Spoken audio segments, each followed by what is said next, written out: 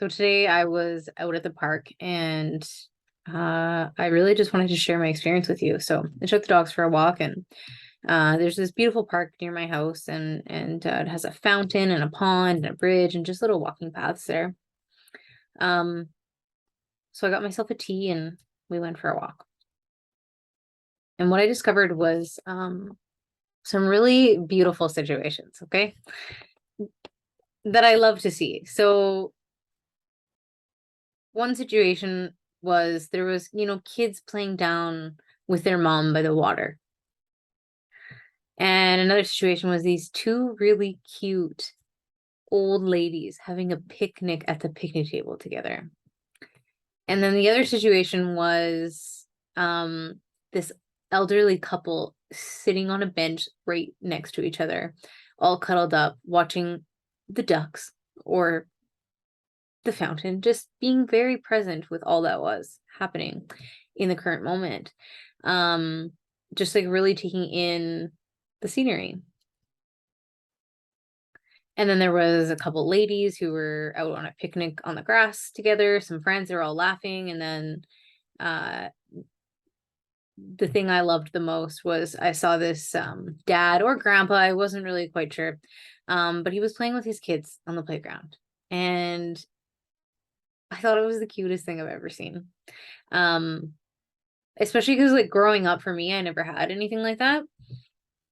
So when I see things like that, it's extra special to me and it really warms my heart. So uh anyway, I'm sitting there and I'm observing all of these little scenes that are happening around me and all I can think about is just how beautiful all of it is and how these people are just truly living. Like this is what life is about. And I really take time out of my life to prioritize nature, being in nature, and I live out in nature, and I also take the time to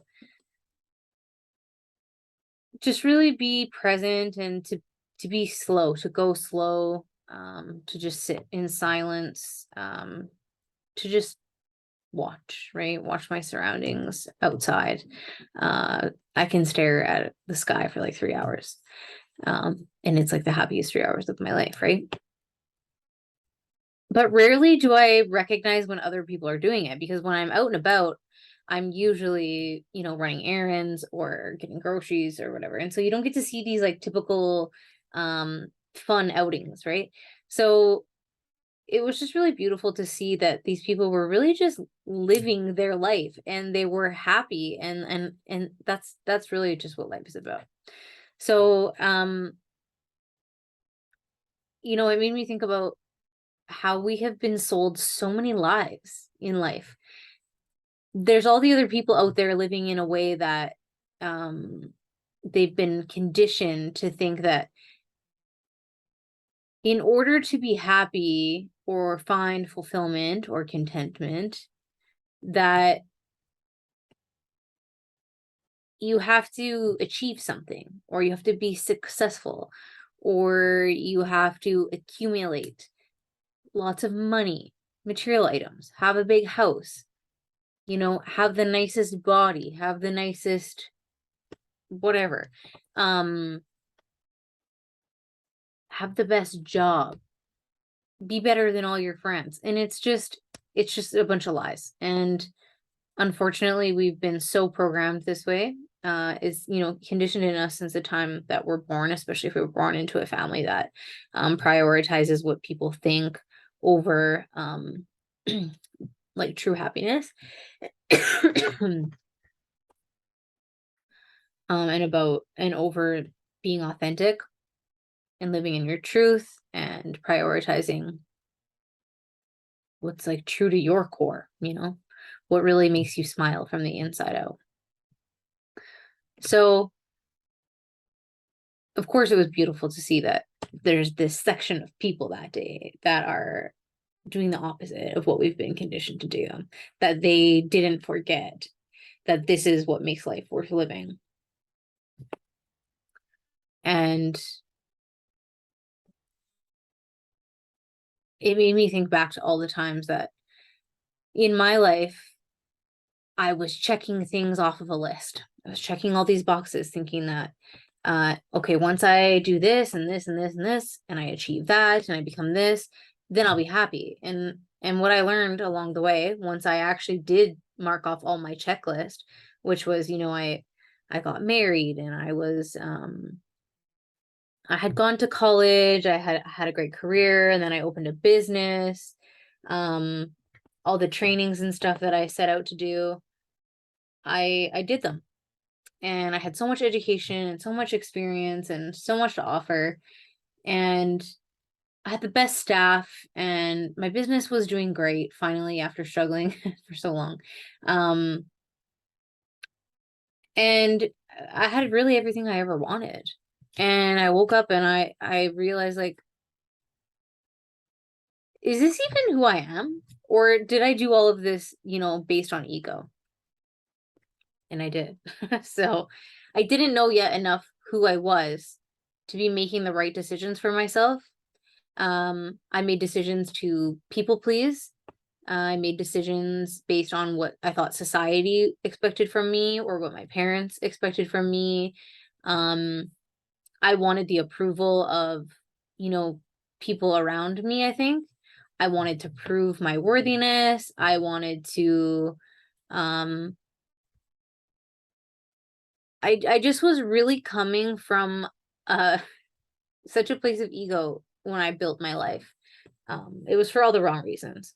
And so, now that I know who I am and that I've built a life from ego and from survival and then had to destruct it, I basically detonated a bomb in my own life.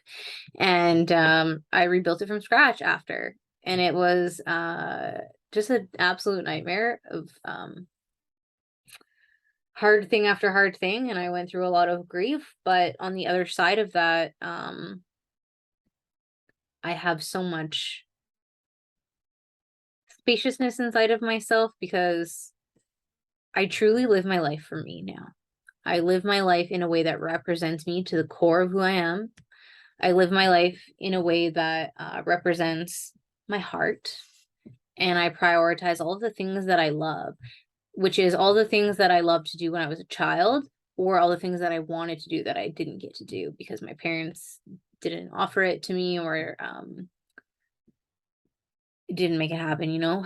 And so I have become my own partner, my own best friend, my own parent. And I've really just created the best life for me.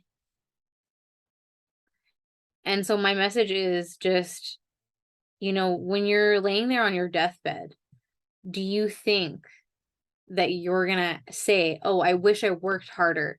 I wish that I got more approval. I wish that I had a bigger house. I wish that I rushed more." Like, we're not going to want those things. We're going to be very unhappy with ourselves when we come to the end of our life and realize that we didn't really do what we really actually wanted to do. So, did you actually get to know yourself and who you are? Did you get to love the person that you want to love? Did you take risks? Did you go after, the person that your heart really wanted, or did you settle? Did you have the type of relationship that you actually wanted? Did you do the type of career that you wanted to do? A job, that you wanted to do every day that made you happy, a job that, you'd be fulfilled in, even if you were failing at it. A job should be a joy of being, job, Job, joy of being. A job shouldn't be something that you dread going to every day. It's going to suck the life out of your soul. And when you're on your deathbed, are you going to be happy with the person that you were within your lifespan? Are you going to be happy with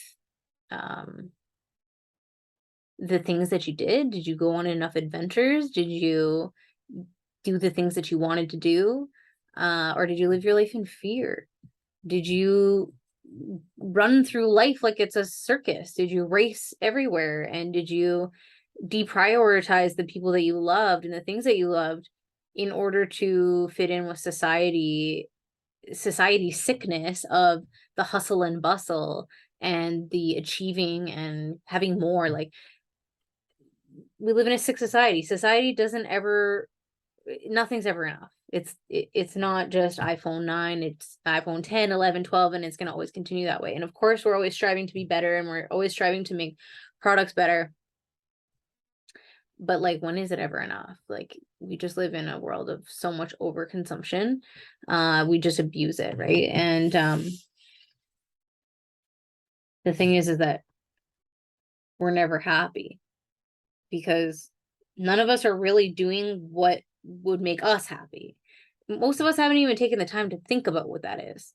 Instead, we just do what our parents want us to do, or what we've been programmed to do based on television, from our groups, from our, there's different groups that we're part of, right? We're part of friend groups, we're part of like family and extended family, we're part of, groups in our career, like our job, we're part of like groups, spiritual groups, maybe like a church, a team, things like that. And so there's so many different influences in your life. And then you add like social media and TV on top of that. Like, are you even thinking for yourself? Do you know who yourself is? Do you know what you want? It's very easy to fall into that trap of, looking at someone's life and saying, oh, that's what I want. They have that, and they look happy, so I must make that happen for myself too. And then you arrive to those things and you're like, well, what? I don't even like to do that. And a really good example of this is, I remember when I opened my yoga studio, I owned a wellness center. And one of my friends called me and said, oh, I think maybe now, like, oh, I should go be a yoga teacher now too. And I'm like, this person's never done yoga in their life. Not that I'm aware of, but and then she was like, oh, I would love to like be a business partner with you, or open another business with you. And I'm like, this is a really weird situation, because this really doesn't represent who she is. She's just kind of piggybacking off of me to try to, she thinks that this is the way to get what she wants, or this is what's going to make her happy, or whatever, right? It's just, it wasn't true to her even a little bit. But like, this is just an example, and this happens so much. This happens every single day. So it's just very important to ask yourself, like, what is it that you truly want? And what is your blueprint for your life? Where are you actually going? Are you clear enough on your intention and your blueprint? Are you so intentional about it that if you went to the bank of the universe and went to go cash in this blueprint for it to really manifest into reality, would you be content with what you were given? Would you feel like, oh yeah, this is the right recipe, this is good? Or would you be like, wow, I was not specific or clear enough, and I didn't even know enough about what I wanted in order to actually have this manifested into my reality? Like, I wasn't ready for that yet, because I wasn't really clear. Right? That's not a good situation. So it's good food for thought to think about. Maybe sitting down and writing about that, doing a lot of reflection on what really makes you happy. And like I said earlier, if you don't know what makes you happy, again, you can write a list about, what are the things that I loved to do when I was a child? Like, what are the things that I lost time in doing? The things where you look down and you're like, wow, it's supper time. I didn't even know, or I want to keep doing this, right? So for me, the things I loved to do when I was a child was, I loved to pick wildflowers or flowers or garden. Like, I loved to garden. I loved sitting under the trees. I loved climbing trees. I loved picking berries, was so fun for me. I loved just doing anything in nature. I loved animals. I loved drawing, art, coloring, singing, dancing. I loved communicating. I loved talking with people and having deep conversations, even when I was a kid. So that was always just something I loved to do. And I really loved to cook, and I loved to nurture people. So, you get the hint. Like, these are the things you have to really consider, like, what did I love doing when I was a child? And then, did I stop doing that in my life, or did I continue doing it? And if I did stop it, how can I bring back those elements into my life? So that you can really thrive within yourself because your inner child is intact. So consider that list of those things. And then also consider a list of, kind of like I said earlier, what are the things that you really wanted to do that you didn't get to because your parents didn't let you, or they didn't provide it for you. And then also, what are the qualities that you wished that you had in your life or in other people, or within yourself, that you didn't have then, but that, if you had had a perfect childhood, what would that look like now? And it's going to give you a very good indicator of where you need growth and where you need to set more boundaries in your life, and where you need to maybe have higher standards for the people in your life, higher standards for yourself, for your behaviors, for your decisions and your choices. So, yeah, it's really a great practice to think about where you need to go forward and what are the actions that you need to take to get there. Where are you prioritizing your happiness and your truth in your life, and where you need those adjustments.